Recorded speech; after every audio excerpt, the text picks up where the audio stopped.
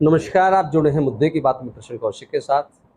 अभी तक हमने आपको जो वरिष्ठ पत्रकार हैं उनके माध्यम से विश्लेषण कराया और खास तौर पर हमने भी फरीदाबाद लोकसभा की बात करी है। लेकिन आज हम आपको एक अलग तरह का विश्लेषण दिखाने जा रहे हैं और उस विश्लेषण के माध्यम से आप जानेंगे पूरे भारतवर्ष की तस्वीर कैसी बनने जा रही है।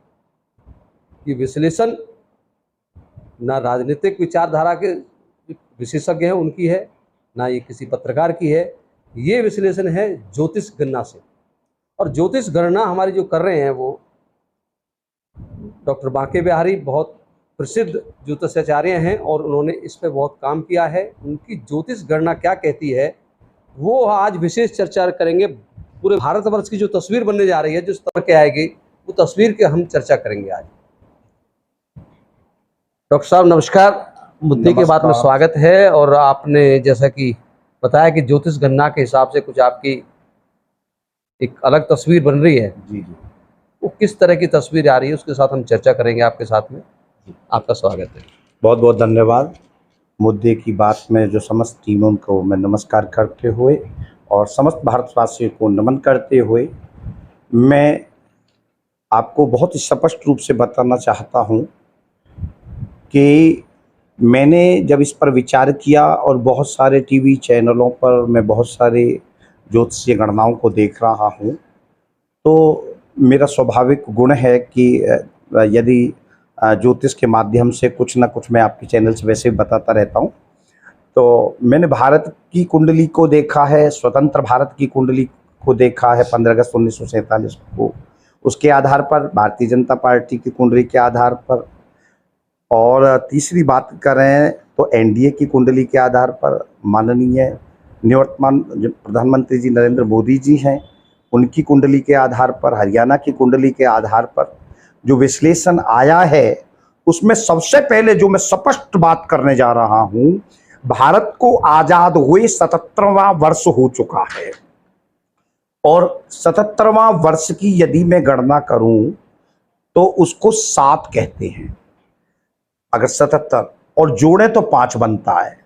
ये जो 7 अंक है, अगर हम 9 अंकों में यदि हम गणना करें तो ये एक विशेष प्रकार का अंक है जिसको हम मोक्ष का कारक भी कहते हैं, अध्यात्म का कारक भी कहते हैं, भक्ति का भी कारक कहते हैं, मुक्ति का भी कारक कहते हैं, विकास का भी कारक कहते हैं, विजय ध्वज का भी कारक कहते हैं, एकता अखंडता संप्रभुता के नाम पर जो एक सनातन है, शक्ति है, उसका भी मूल तत्व केतु 7 अंकी है जिसका प्रतिनिधित्व केतु करते हैं। केतु हमारे देश में अध्यात्म और मोक्ष के कारक ग्रह हैं। जैसे कि हमारे 7 चक्र होते हैं, अनाहत चक्र है, स्वादिष्ठान चक्र है, मूलाधार चक्र है, मणिपुर चक्र है। तो 7वां चक्र जो ब्रह्मरंध्र होता है, ये मुक्ति का कारक होता है। तो ये जो 77वां वर्ष है भारत के लिए, वो सनातन धर्म और अध्यात्म का है। तो तमाम दूसरा 7 का जो प्रतीक है वो आत्म मंथन का प्रतीक है, अभ्युदय का प्रतीक है। आत्म मंथन माने कि तमाम वोटर जो 140 करोड़ वोटरों में से हमारे जिस तरीका से गणना की है 96 लगभग कम से कम इस समय वर्तमान में वोटर हैं 96 करोड़ समथिंग है। कुल मिलाकर के यदि देखें तो 96.8 करोड़ है, जिसमें से पुरुष जो वर्ग है वो 49 करोड़ 7 लाख है, और दूसरा जो वर्ग है वो स्त्री वर्ग है वो 47 करोड़ लगभग 1 लाख है। और हम ट्रांसजेंडर की बात करें तो 48,000 की लगभग है। और न्यू कमर जो अब की बार जो वोटें बनी है वो 1 करोड़ 82 लाख समथिंग इस तरीका से वोटें आई हैं। ठीक है, इन सब में सबका मूलतः जो उद्देश्य है सबसे ज्यादा वो 7 नंबर यानी अध्यात्म का प्रतीक है, सनातन का प्रतीक है, सनातन शक्ति का प्रतीक है। इसलिए और दूसरी बात यदि हम बात करें तो जो मैं ये कहना चाहता हूँ इस मेरे कुल मिलाकर ऑन दी होल जिस विषय पे मैं आना चाहता हूँ कि जो 7 नंबर है, ये 7 नंबर ही इस ब्रह्मांड में अब की बार घूम रहा है। सात ही चरण, सात का शासन रहेगा। 7 चरण हैं, सप्तम चरण भी आने वाला है, 7 ही चरण हैं। और सबसे बड़ी बात जो बताने जा रहा हूँ, इसमें अभ्युदय की बात है। इसकी बात जो मैंने की, अध्यात्म, अभ्युदय और आत्म मंथन। भारत की इस समय जो जनता है, विद्वत जनता है, वो अध्यात्म की तरफ मुड़ेगी, वो आत्म मंथन की तरफ मुड़ेगी, समझे। और तीसरी बात जो अभ्युदय है, इन 3 चीजों पर वो अपने को फोकस किए हुए हैं। ये आवश्यक नहीं कौन सी कास्ट कैलेंडर, नैरो डेमोटिक्स, कास्ट वगैरह का कोई रोल नहीं है इसमें। तो राम मंदिर आ गया एक तरह से। हाँ बिल्कुल, अध्यात्म। और सुनो, मैं अभी ज्योतिष की मैंने आपके चैनल से एक बार बात करी थी, जब वो चंद्रयान 3 गया था, तो हम पूरी दुनिया के जितने भी उपग्रह गए हैं वो दक्षिण उस पर गए हैं, उत्तर पोल पे। हमारा ही उपग्रह है जो दक्षिण पोल पे गया, वो राहु पे गए हैं, हम केतु पे गए हैं। वो रावण पे गए हैं, हम हनुमान जी पे गए हैं। तो केतु जो है वो हनुमान जी की पूंछ है। इस पूंछ के सहारा लगने का इस तरीका का इस प्रकार से योग बनता है, जो राष्ट्र की एकता, अखंडता और संपूर्णता के लिए बनता है। अब दूसरी मैं चर्चा करूं, भारत की जो जन्म कुंडली है वो वृषलग्न की कुंडली है। उस वृषलग्न की कुंडली के अंदर राहु बैठे हुए हैं और सप्तम स्थान में केतु बैठे हैं, और बाकी तीसरे स्थान में सूर्य है, शनि है, बुध है, शुक्र है, चंद्र है, सारे ग्रह बैठे हैं। ये तो एक अलग विषय हो गया। अब इसमें चंद्रमा प्रभाव क्या है? हाँ बिल्कुल बताएंगे सर। इस समय भारत की किसको सहयोग कर रहा है, किसके? बिल्कुल बिल्कुल। इस समय भारत के अंदर चंद्रमा में शुक्र की दशा चल रही है, ठीक है। और चंद्रमा शनि के नक्षत्र में है, शुक्र बुध के नक्षत्र में है, और गुरु के नक्षत्र में है। तो चंद्रमा और शुक्र का अभिप्राय है कि 9 ग्रहों के अंदर 2 ग्रह स्त्री कारक हुए हैं, चंद्रमा भी और शुक्र भी। तो आप ये समझेंगे कि इस समय जो सबसे बड़ी भूमिका सरकार लोकतंत्र को मजबूत करने में होगी, वो स्त्री नारी जो युग, जिसको 21वीं शताब्दी का युग, नारी युग कहते हैं, वो नारियों की बड़ी भूमिका होगी। उसमें किसी भी वर्ग की, किसी भी संप्रदाय की, किसी भी जाति की, उन नारियों की एक बहुत बड़ी भूमिका निश्चित रूप से सरकार बनाने में महिलाओं का योगदान महत्वपूर्ण होगा, बिल्कुल होगा। और फिर दूसरी मैं चर्चा करने जा रहा हूं, यही चंद्रमा में शुक्र, और ये भारतीय जनता पार्टी की कुंडली में भी चंद्रमा में बुध की दशा चल रही है। चंद्रमा भी युवा ग्रह है और बुध भी। और दूसरा जो हमारा सरकार बनाने में, लोकतंत्र को मजबूत बनाने में योगदान होगा, वो युवाओं का होगा, कि जो बुध ग्रह है वो युवाओं को रिप्रेजेंट करते हैं। आप देख रहे हैं आजाद भारत की कुंडली में चंद्रमा में शुक्र, और शुक्र जो है वो बुध के नक्षत्र में है, ठीक है। और गुरु के नक्षत्र में, यानी कि कहने कि जो ज्योतिष के विद्वान लोग इस बात को अच्छी तरह समझेंगे कि चंद्रमा में शुक्र में गुरु की अंतर्दशा चल रही है, मगर चंद्रमा शनि के नक्षत्र में है, शुक्र बुध के नक्षत्र में है, गुरु के नक्षत्र में है। तो इस सरकार को बनाने में नारी शक्ति का, युवा शक्ति का, गुरु धर्म का, अध्यात्म का, भक्ति का, शक्ति का, एकता, अखंडता और संप्रदाय को चाहने वालों का, सनातन धर्म की सुरक्षा के हेतु इस प्रकार की सरकार के योग बनता है। ये आजाद भारत की कुंडली सिद्ध कर रही है। परंतु इसी में ही भारतीय जनता पार्टी की भी यदि हम कुंडली को देखें तो वो मिथुन लगन की कुंडली बनती है। इसमें जो चंद्रमा है, चंद्रमा में जो दशा चल रही है इस समय बुध की चल रही है। तो चंद्रमा को यदि हम देखें ज्योतिष में, मनुष्यों का मन कहा जाता है, मानव का मन कहा जाता है, जनता कहा जाता है। चंद्रमा नीच का है, और जो बुध जो है युवा वर्ग है। और इसमें यदि हम देखें बहुत गंभीरता के साथ, तो जो जनता है, इच्छा हो या ना हो, उनकी नजर उस जनता की 7 नंबर पर है, अध्यात्म पर है, अभ्युदय पर है, उत्थान पर है, आत्म मंथन पर है, आत्मचिंतन पर है, आत्मविकास पर है और अपनी सुरक्षा और शक्ति के लिए है। इसलिए उनको पता है यदि संरक्षण है तो यहां है। इसीलिए वह जनता जो, जबकि विद्वान लोग कह रहे हैं कि चंद्रमा नीच का पड़ा हुआ है और उसमें बुध की अंतर्दशा चल रही है और बुध तो उच्च के हैं, वो तो अपना काम कर रहे हैं, परंतु जो चंद्रमा है वो जनता का कंप्लीटली मन है। वो मतलब जनता के एक लहर जो चल रही है, उस लहर के विपरीत भी वो अनुकूलता, जैसे कहते हैं नीच भंग राजयोग कुंडली के अंदर, जैसे कुंडली में भाई नीच भंग राजयोग होता, ग्रह नीच का है फिर भी उच्च का फल दे रहा है। तो यही स्थिति यहां पर बनी पड़ी है। ये बिल्कुल सत्य, ये मैं नहीं बोल रहा हूं, ये नक्षत्र बोल रहे हैं, ये तारे बोल रहे हैं, ये भाषा बोल रही है, ये मेरा इसमें कोई भी रोल नहीं है। अब इसी बात को हम माननीय मोदी जी की कुंडली से भी चर्चा करें तो माननीय मोदी प्रधानमंत्री जी की कुंडली के अंदर बुध और केतु 11वें स्थान में उच्च के बैठे हुए हैं।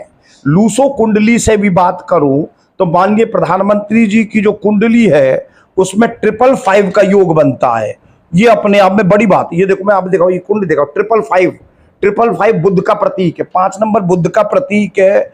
और वो बुध, उनको इससे यह प्रतीत होता है कि जो लोकतंत्र को मजबूत करने के अंदर सबसे ज्यादा बुद्ध की भूमिका बहुत बड़ी होगी। ये नक्षत्र बोल रहे हैं, ये उसमें कोई विषय नहीं है। तो इस समय तो चंद कैसे, परंतु दशा किसकी चल रही है?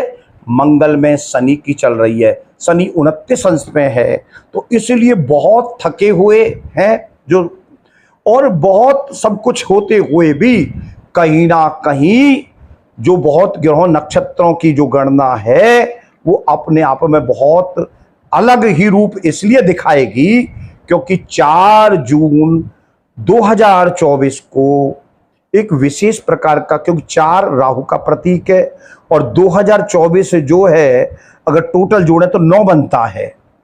उस दिन मेरे ख्याल से मंगल है क्या, और मेरे ख्याल से उस दिन यदि देखें तो 9 जो नंबर है वो मंगल का प्रतीक है और 4 राहु का प्रतीक है।